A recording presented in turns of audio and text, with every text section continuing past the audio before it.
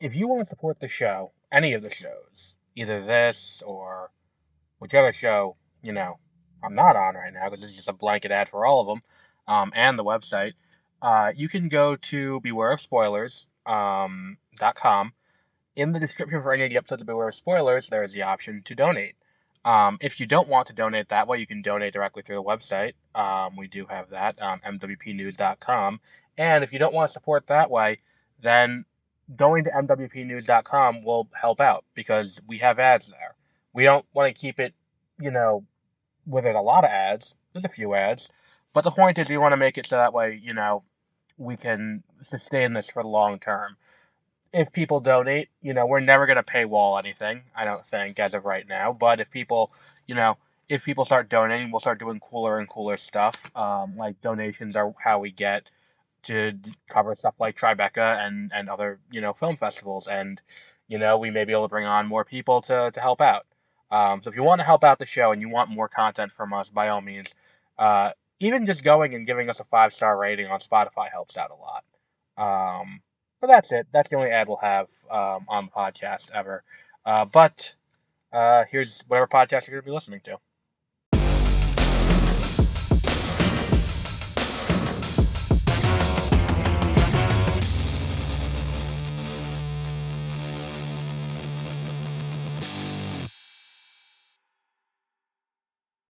Good morning and welcome to Beware of Spoilers. I am Adam. It's Tuesday. Damn, the weather's been fluctuating a lot the last few days. It's annoying. But regardless, so Doctor Who. Doctor Who season 14, according to Disney, it is season 1, because they are doing a soft reboot in an effort to, get more people on board. And I think this is a joint effort between them and the BBC. It wasn't Disney like, hey, we're going to do this. This was the BBC and Disney being like, look, let's onboard everyone into the world of Doctor Who. And I think one of the things that has been particularly strong about this season is how well they've made the episodes feel kind of like hard science fiction. Which brings us to this week's episode, which I don't remember the name of the Boom, I think was the name of the episode, because it is the Doctor and Ruby arrive on this planet, and on this planet there's a war going on. So the Doctor goes out, hears someone screaming, he goes out to investigate, and he finds himself standing on a smart landmine. And he has to get off the landmine without blowing it up, with the help of Ruby and some of the soldiers. And I think one of the things about this episode, this episode has things that work and things that don't. There is a theocratic angle that is kind of interesting that doesn't quite get explored. Where it's like, the fact of the matter is the army that we see the entire time is an Anglican army. And they're very specific about this being Anglican, the Church of England, and this is the army that, at one point, it refuses to give medical attention to someone who is not registered as Anglican. And it's an interesting, situation to be in. But it's not explored enough to really feel like they were doing that with solid intent, for lack of a better word. The issue also is, I don't think that there's a concept in, here's the thing, there's a few things. When I put up my review of Rebel Moon Part 2, The Scargiver, and I put it up on the website at mwpnews.com. Rather than my usual, which usually I'll just put up something from the press kit, like one of the pictures or something like that, like the poster. I put up a screenshot from a video, which you've probably heard this said before. I know writers who use subtext and they're all cowards. That's how I feel about this episode. There's a concept in fiction called show don't tell.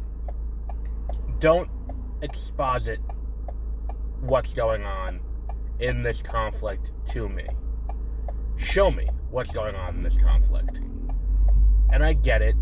The conceit of the episode being that the Doctor is stuck on this landmine inherently is going to put you in the narrative chokehold, so to speak, where you're limited in what you can see. But if you're going to sit here and have the Doctor stuck on this landmine, all he becomes is a mouthpiece for whatever situation they are in. He's not a character anymore. He's not a person, or, a Time Lord in this case. He is just a vehicle for exposition. And that's functionally all he is. And because everything is centered around what's going on in the immediate vicinity of this landmine, it leaves in a situation where I'm kind of confused as to why it's the case that they did this. Because it feels a little strange, I guess would be the right word. Because it's like the entire idea that there is no actual army they're fighting against, which is kind of the entire conceit of the episode, and the entire thing is this idea that, like, oh, this is a corporation that is funding both sides of the war, and because they're funding both sides of the war, they have no incentive to actually, they just want the war to continue to keep the casualty count to a certain amount, and all of that.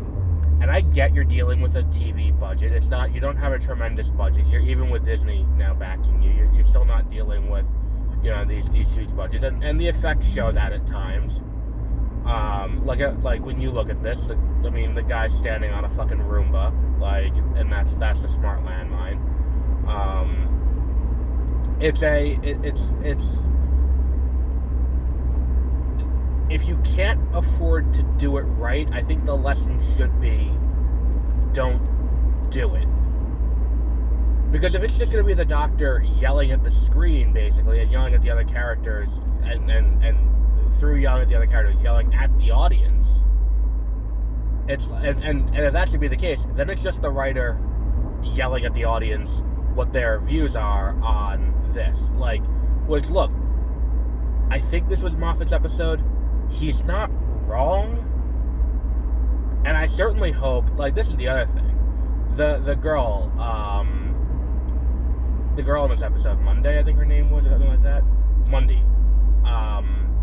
I hope we're not in a Clara 2.0 situation, because that actress whose name escapes me, she was also on Andor, she's joining full-time next season as companion. So it could just be that, this is a Jack Harkness situation, which I'd be more on board with.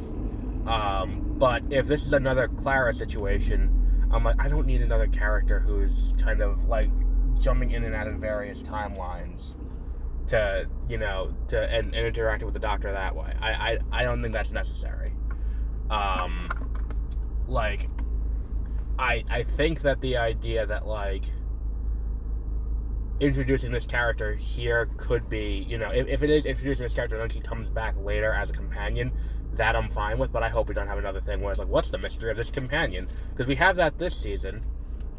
I just don't want to deal with that. I think what we're dealing with is, I think at this point it's safe to say Susan Twist is going to end up being the overarching bad guy. And I do stand by what I said previously. She's gonna end up being like the quote unquote mother, like what Kronos is to the Greek gods. That's gonna be her to the to all these gods of various like forms of entertainment. Because you already had, you know, Maestro, we had the toy maker, and she's gonna be a writer. Because I think the toy maker tipped that hand in the giggle. When he said that, like, we have been, you know, like, I don't think, when he says, I've been controlling the narrative, whatever the exact quote was that he says to Tennant, I don't think he means that in a literal, like, I was doing it. I think he means more in the I as a general we. And that's an easy thing. It's like, yeah, he was doing X, Y, and Z, but really, above him pulling the strings was me. Because now Susan Twist has appeared everywhere. We have seen her in every episode. She was the person who was giving out food in the episode with the Maestro. Here, she's the woman who is, what's it called? Who's giving the who's the face of the machine. And it'll be interesting to see how that works. I mean, it's either that, or the other alternative is she's the embodiment of acting, or like stagecraft and theater, and she's trying to help the Doctor. So it's gonna be one of those two things. And either way, I think he's gonna have a big role, because I mean, even in the even in the credits, she's credited as not the voice on the No, she is. I think she's gonna be the one who's got some major role. But yeah, it's an interesting situation to be in. I didn't particularly care for this episode, and like, one of the things about Doctor Who is that there are always episodes every season that I don't jive with. Like, for me, and I know it's an unpopular opinion, like, let's go back to 9. Like, number one, I don't think anyone likes the Slitheen arc. Like, and I think the thing is, it takes 5 episodes for that season to get good, because the first episode with the living plastic is not great. Then the second episode with I mean, it's fine, the second episode. Third episode's utterly forgettable. 4 and 5 are the Slitheen, and then 6 is where you get to Dalek, which is, I think, one of, if not arguably, the best episode that season. And that's the one where it's like you get some explanation and some characterization to the Doctor in an interesting way. And that could have been something here, where it's like, he's on this landmine. And it's like, if it was something like, you know, look, if this bomb goes, like, the thing about the smart bomb is it turns the person standing on it into the literal bomb. And he's like, I don't think you're aware of what this will do, because I'm not human, I'm a Time Lord. Like, that explosion will do more. They never really set the stakes to this in a way where it's like, oh, well, if this goes off, not only will I die, but I can't regenerate. Like, that's something that would have been an interesting, you know, thing. And then it's like, why was this corporation building something that, you know, can keep a Time Lord from regenerating? Like, that's intriguing.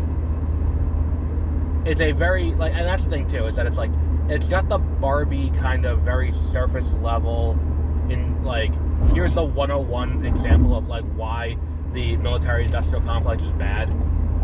Like, it's that very, it doesn't go deep enough to be like, oh, well, at least you feel like, you know, you're not, like, yeah, we know this is bad.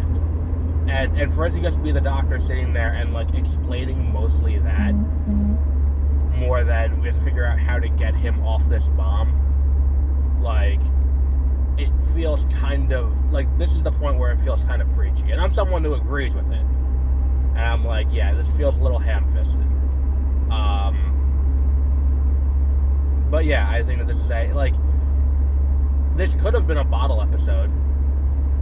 Like, there's no reason why this wasn't a bottle episode like that, and that I think would have been a smart move to help keep the budget down. If it's just him standing on this Roomba, like in the middle of nowhere, like on this soundstage, and if he, if he steps off and it explodes, and then it's like him, Ruby, the guy who's in the the guy who's in the machine, in the guy who died, and then the guy who is the guy who is what's the other one, and Mundy, like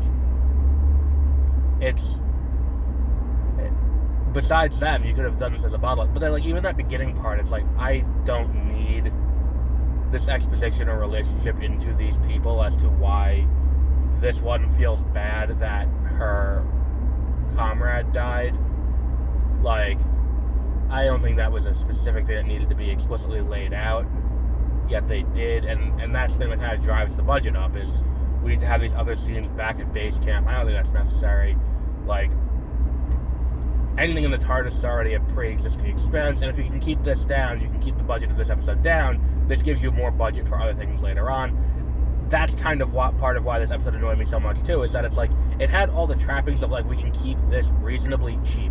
Especially with, I'm not saying bottle episode, a bottle episode is two characters who are existing characters who are in a situation that is, that is in the, that is in an existing set. So like, Leslie and Ron in the final season of Parks and Rec is like a textbook example of a bottle episode. It's the two of them who are series regular cast members who are in, the entire episode takes place in the Parks Department, office where they are every day. So you're not doing anything outlandish or weird or different. That's kind of what this could have been like a slightly larger budget version of that, because you have this area, you can do it. And look, they're going to come back. I think that, him saying, I'm going to come back and check on you guys, like, obviously this is going to be a recurring thing. This doesn't grab me as something that is particularly interesting, where I'm like, oh good, they're going to come back to this.